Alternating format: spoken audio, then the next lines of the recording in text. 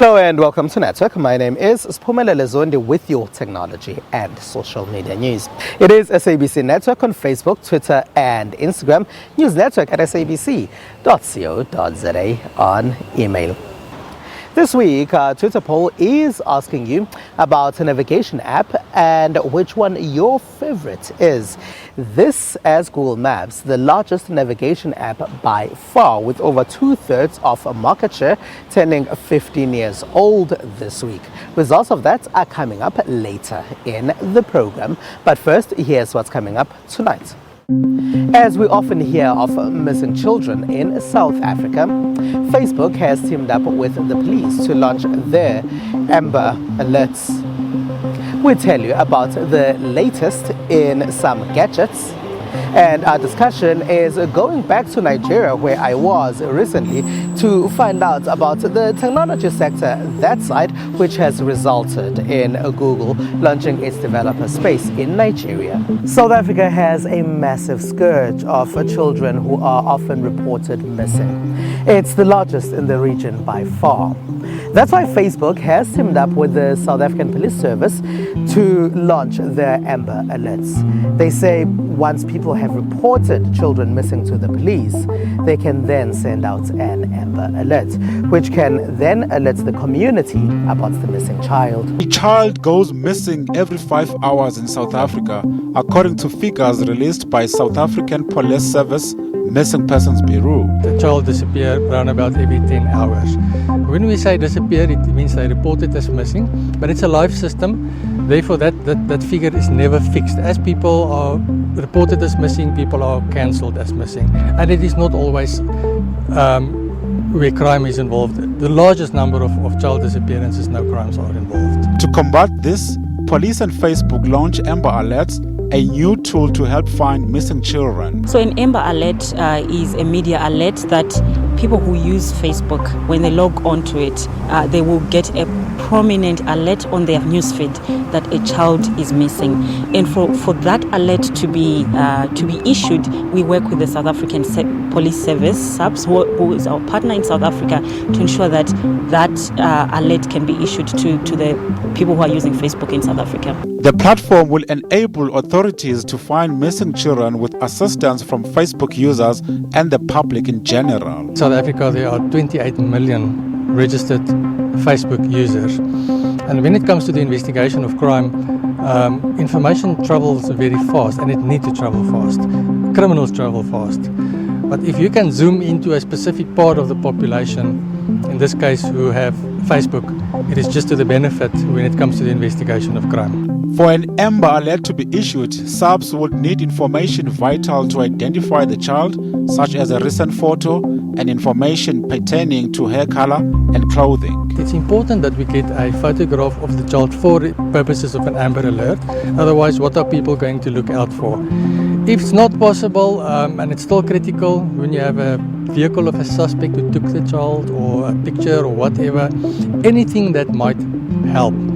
The decision to declare an Amber Alert is made by the police. Once authorities have been notified about the abducted child, they must first determine if the case meets their Amber Alert criteria. That will then be quickly at the Bureau for Missing Persons be put into a template, forwarded to Facebook International, and within minutes it will be published to all Facebook users. It's an Amber Alert. In other words, it's not something you have control over. It will pop up on your phone without you controlling it. Amber Alert is a child abduction emergency alert which is sent out to the public when a child is abducted. The system originated in the United States in 1996. MTN and other network providers are in trouble and have been given until the end of this month to lower data prices. MTN is also in trouble with the Competition Commission, but that hasn't really stopped them from launching new products. They've teamed up with Ubank to launch a mobile money service that they are calling Momo. A decade ago, experts predicted that banks would lose ground on payment services as telecom companies achieve the same outcome using their billing mechanisms. Today, the landscape has become even more complex and a variety of new players have entered the fray. It's high time we find a simple, affordable, most importantly, digital solution for them. So we are here to do for those people what we did for the rest of the country in as far as the internet is concerned. MTN says their platform will enable customers and general consumers to transact and make payments using their cell phones. Today, we always say whether you're in Lusikisiki or you're in Lone Hill, you have access to a phone, you've got access to the internet, and now we want to make sure you've got access to financial services. Now the question is, who will be the winners in the mobile payment battle, and what can traditional and new stakeholders do to ensure they stay in the game? It would be foolish to think that the big players aren't going to do anything. Obviously they've got the financial resources, they've got the research, they understand which market they play into, so I would expect the incumbent players to respond. I do believe people like M-Pesa from Kenya, they've got learnings there. It is an offering that resonates in that country. It may resonate here as well. So I think there's a lot of things moving in this space. MTN and others are turning their sights on the target of replacing cash with software-based approaches running on mobile devices. Our fight is really around people who use cash. For us, as MTN, we have an ambition to drive financial inclusion, to enable people to experience the benefits of a digitally connected lifestyle by providing them mobile money. When it comes to mobile payment, customers say they depend on qualities such as confidence over convenience. Well, I for one look for convenience. I happen to live in Joburg, but I have family in rural Limpopo. So I've had instances where I wanted to transfer money to them, and that required travel. While new mobile payment systems are emerging thick and fast across Africa, the region is yet to unlock the potential of mobile payments on a scale seen in China. MTN Mobile Money is available to customers via USSD on *120*151#. As often is the case with many brands, some of which we've told you about here in recent weeks, LG has also launched and announced its new products for the year 2020.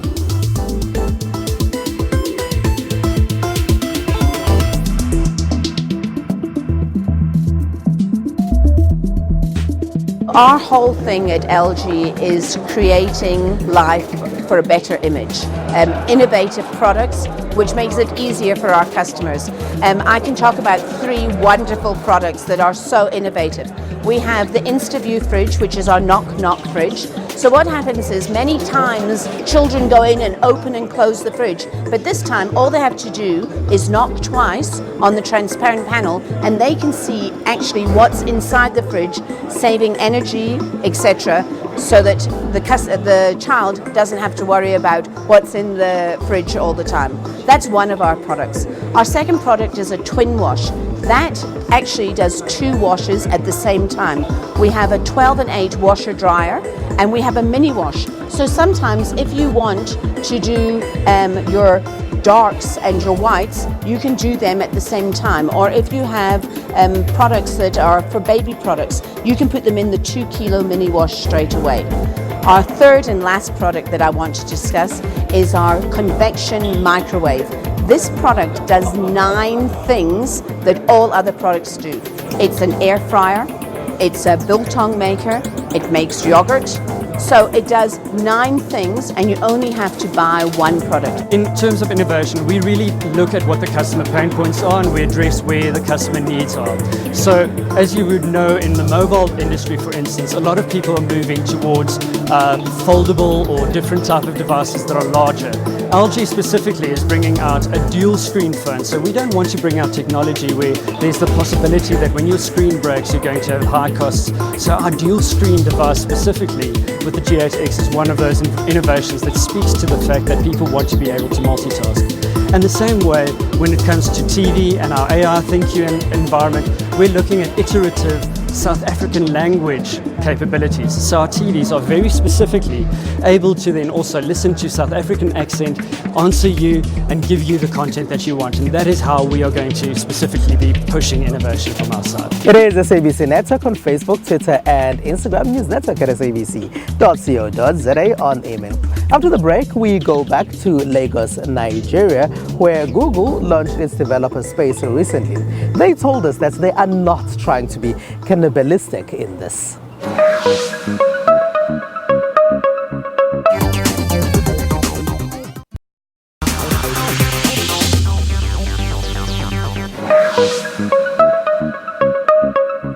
It is SABC Network on Facebook, Twitter, and Instagram. News Network at sabc.co.za on email. Welcome back.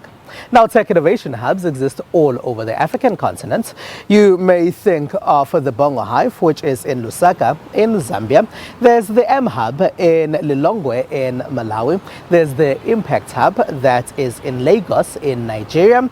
Timolokong in Johannesburg in South Africa. The Innovation Hub in Pretoria. Now, Google is getting into that space as well with the launch of its Google Developer Space in Lagos. Now, let's get an in-depth interview about what this is about. We found out a bit about it on last week's show. Google says they are not trying to be cannibalistic in all of this.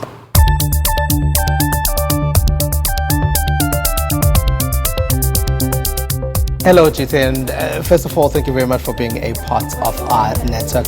Maybe if you can start by telling us what the purpose of this space actually is. As you know, the space is part of a twofold commitment that Sundar, the CEO of Google, made when he came to Nigeria in 2017. So the first half of the commitment was to start the Launchpad Accelerator program, which supports over 60 startups across Africa with mentorship, with funding, with training, and access to Google's technologies. And the second part of that has already been fulfilled. We've started the program. It launched in March 2018. Now this is us fulfilling the second half of that commitment, which is to provide a space to house the program and to support the wider developer community across Africa. Is it then open to all startups across the African continent? Yeah, so the space is open to everyone. When I say everyone, it's open for the entire continent. However, it's located in Lagos strategically as one of the biggest and thriving communities for technology on the continent. However, we don't restrict it to other African countries. If you happen to have need for a space in Lagos, or you happen to, have meetings, if you're affiliated with Google in any way, for example, if we are one of our alumni from the Launchpad program coming from Egypt into Lagos for a business meeting, you're free to have it here as well. Why do you not know whether you'll replicate it elsewhere on the African continent? Before we even opened this space, we had to look at the trends and we had to look at where there was really a need. And we found that, we have a very strong and thriving developer and startup ecosystem in Nigeria. But there are a lot of limitations that they have in terms of infrastructure, in terms of access to, a free space where they could come and have a hackathon or a code lab, those kinds of events that they tend to need to do. They're restricted on, expensive internet, they're restricted on, access to the cost of the space, for example, could leave a lot of people out. So that's why we decided to come and have one in Lagos. If we also take a look at other parts of the continent and see that, there's a similar need, we may decide to go there. But what we've done primarily is working with partners, with partner hubs.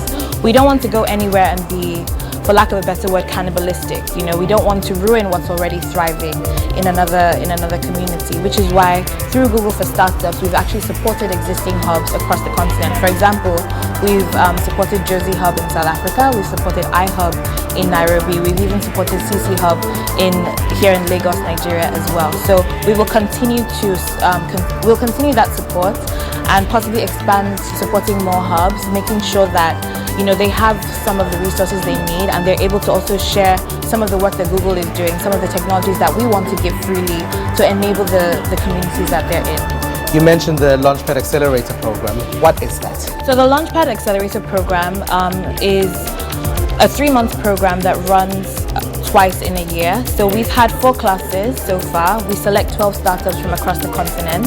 Applications are open from 17 countries. So far we've selected startups from 9 countries. The program has supported 47 startups so far from across different industries. So we have fintech startups, we have startups in healthcare, in education. We even have startups that are supporting maternal health, and we work with them, we provide them with mentors, we provide them with access to Google technologies such as Google Cloud. We also link them up with teams within Google that can also help to grow their business in the specific field that they're in. So it's a very, why we select 12 is because it's a very, we do a lot of hand-holding in terms of supporting them at the depth of what the business is actually doing. We don't just do, we don't gloss over things. We go really deep with them and find out, okay, what are the challenges that they have and how can Google actually contribute? How can our mentor network actually contribute to helping them solve specific challenges? They set something that we call OKRs, objectives and key results, which are like projects. And for example, the startup might say, okay, we want to review, why users are dropping off our platform after just 5 minutes, and look into the user experience. So we have mentors who have expertise in specific things, in specific areas like user experience, marketing, even legal, that can talk to these startups and give them tips and give them, the support that they need. So it's a 3-month program for each of the classes. They come to Lagos for a boot camp for 1 week, which is why we use the Google Developer Space for that. And in the second month, we take them for a week to another country to experience another ecosystem and learn about, network with people and also create an opportunity to expand their business outside of their home country. And then they come back to Lagos for the final bootcamp week. As Google, why do you do this? Why do you have separate programs across the African continents for that look at different things and different groups? We do these programs because we're targeting different audiences, and we know that it's not one size fits all, basically. All right, Chise, thank you very much for being a part of our network. Now let's find out from 2 of AmaZulu football players what their favorite technologies are. Hi, my name is Mogani Kumete. I'm a defender from AmaZulu, and my piece of technology is my phone, because I can't do anything without my phone, because I receive emails, Instagram, any kind of social media, so my phone is my baby. My name is Sebang Mbata, goalkeeper from AmaZulu Football Club. My favorite technology is my AirPods, because I get to listen to a lot of music when I travel, since as a footballer we travel a lot.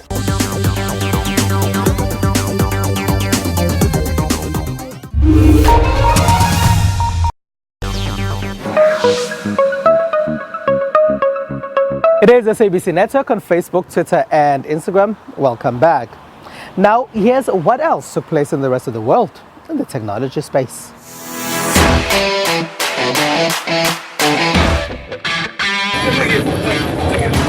As the sports shoe industry reacts to Nike's hyper-advanced Vaporfly shoe, which has seen marathon records tumble and a resultant partial ban, Japan's ASICS showcased its latest model, which features a motion sensor in the sole. The prototype we have today is a shoe, a running shoe, equipped with a motion sensor. What it does is basically collects the amount of shock, amount of displacement that happened while you're running, and we combine that data with the biomechanical knowledge that we have collected at ISS to provide a real-time evaluation of your running performance. The data includes the cadence of the run, the stride length, and angle of the heel strike, among others. Each category is rated on a scale of 0 to 5. The app will then suggest ways to improve each category. Despite the app providing training tips to improve runs, Makinoda said coaches don't have to fear losing their jobs anytime soon. Still in the sports scene, Premier League clubs will consider making changes to the way VAR reviews are used from next season. The league's new CEO Richard Masters said on Tuesday, February 4th. I'm not going to give it a mark out of 10. I think it was brought in for a number of reasons. The principal reason was to improve the accuracy of decision making, and that has happened. So in terms of key match incidents, we're up to 94% with match officials, 97% with their assistants. So we are seeing an impact on results. We're seeing an impact, a positive impact on the league table. Obviously there are issues with consistency of decision making, there are issues with delay, which people don't like. Masters added that he didn't think the system should be scrapped and added the clubs will discuss in April how the system will work next season. Nissan Car has completed a 230-mile journey autonomously in Britain, the longest and most complex such trip in the country, as car makers race to develop the driverless technology set to revolutionize travel. What we were trying to do here was try to move our research into autonomous drive to the next level. We had some real key aims on this. We wanted to be able to take the technology and really adapt it so that we could drive the car autonomously from here in Cranfield through country roads, join a busy motorway and drive to our production plant in Sunderland using effectively a series of advanced systems which combined LiDAR sensors and radars with camera technology, but to give it a human feel by effectively having mapped some of the roads in advance. The government says its priority is to facilitate the safe rollout of more advanced self-driving cars when the sector is able to do so.